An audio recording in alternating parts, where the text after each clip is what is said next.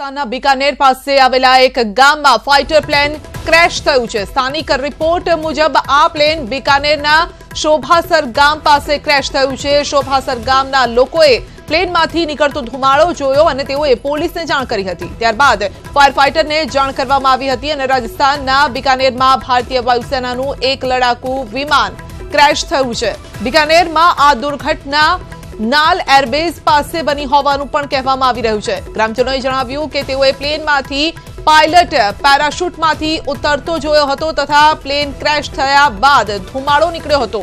तो बीकानेરના जिल्ला कलेक्टरे दुर्घटनानी पुष्टि पण करी। बचाव दळने पण जाण करवामां आवी छे અને ત્યાંના દ્રશ્યો પણ આપ જોઈ શકો છો। પોલીસ પણ પહોંચી ગઈ છે। આ સાથે જ ફાયરના જવાનો પણ ત્યાં પહોંચી ગયા છે।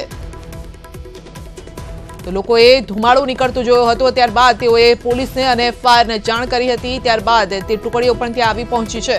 राजस्थानथी आ समाचार छे।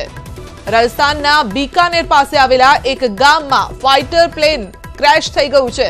कया कारणोसर आ क्रेश थयुं छे ते कारण हजू सामे नथी आव्युं।